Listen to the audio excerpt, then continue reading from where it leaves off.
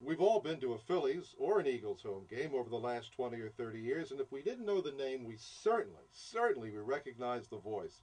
Oh yeah, that's the stadium public address announcer. We all know who it is when we hear, "This ball is out of here," or the 30, the 20, the 10, touchdown, Harry Callis or Merrill Reese. But the voice we hear in the stands, or the person we see way down on the field introducing someone or some organization for a pregame award, is none other than Dan Baker.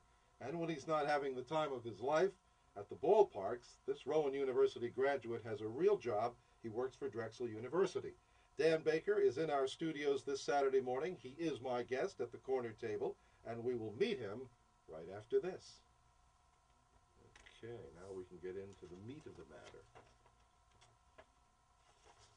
Is that all right there? Oh, that's a nice intro. Thank you. Okay, all right.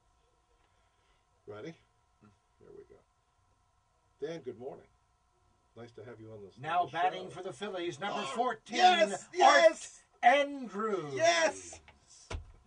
I told my son, he's a Phillies fanatic, and I said, Matt, guess who's going to be on my show?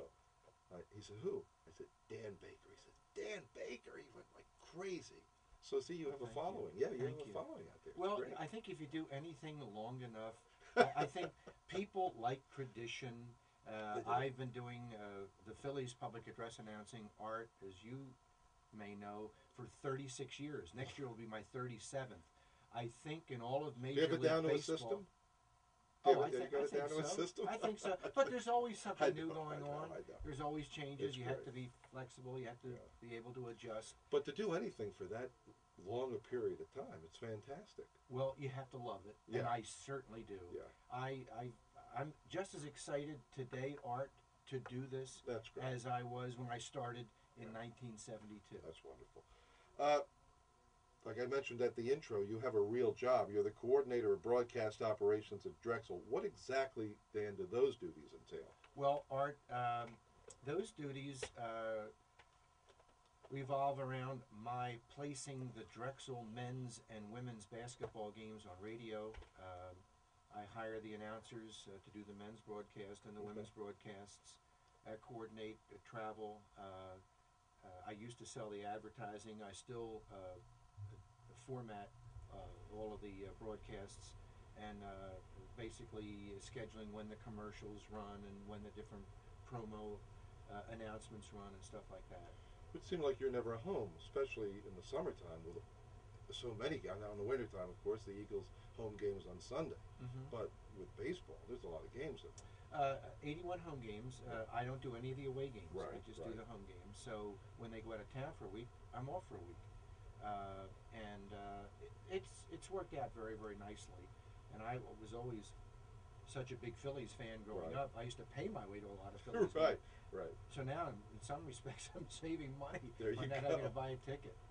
Well, you've been play-by-play for 21 years at Big Five basketball. How did all that come about?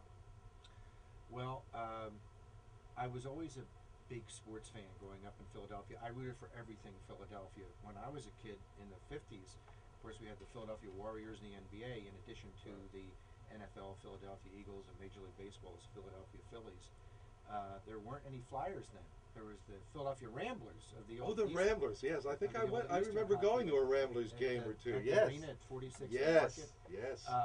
And I rooted for the Big Five, of course, which started in 55, 56. Well, anyway, I played a little basketball and a little baseball growing up, and I was pretty good at both, but not good enough to play at the professional level. Right.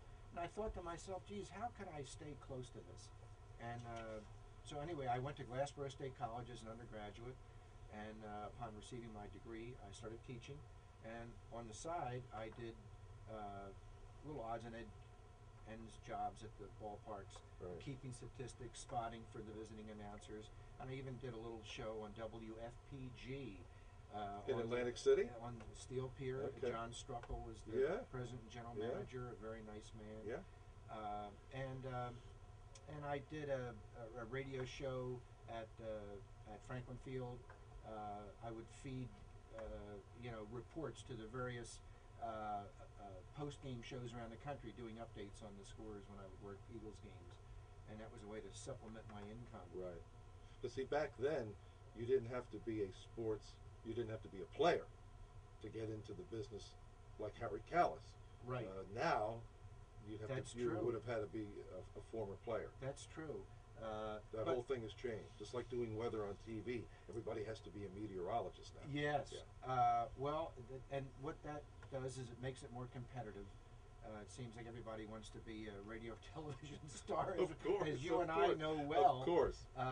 But you know what? If you work hard enough Yeah. and you network properly and you do your homework, I mean, there's a niche out there, and you can find it and be successful. Now I've seen you many times. I've been to the vet, of course, over the years, and at Citizens Bank Park. I'm more of a baseball fan than I am a football fan, but that job has to be a little tougher than it looks. Being the public announcer. Well, you have to pay attention. Yeah. The Phillies played at Veterans Stadium for 33 years, and I was the public address announcer for 32 of those years. I started in '72. The Phillies started at the Vet in '71. Right. And then, fortunately, when the Eagles and Phillies moved to new homes, they were kind enough to take me with them. I mean, I'd like to think that I earned it, but still, I think you did. I serve at the pleasure of ownership. Sure, I mean, absolutely. they have the right to make a change if Absolutely. they wish, and I've worked all these years on a year to year. I started doing the Eagles public address announcing in 1985, so I've actually been doing the Phillies longer than the Eagles. But you're an institution, if I may say. Oh, you thank know, you. you've done that for so many years, Thank you. and you know the Philadelphia fans as well as anybody else. They really get into it. They do, and I think that I'm a Philadelphia fan myself. Right. Right. And I Right. know what they're feeling. Right. And there are times when I will try to, encourage them to be active participants from a vocal standpoint, but only in a positive way. Really don't want to Right. get the fans, in a booing mood. Or Yeah. I would just rather that they concentrate their efforts, from a positive point of view. Right. Cheering the home team, not necessarily booing the visitors or getting on the visitors.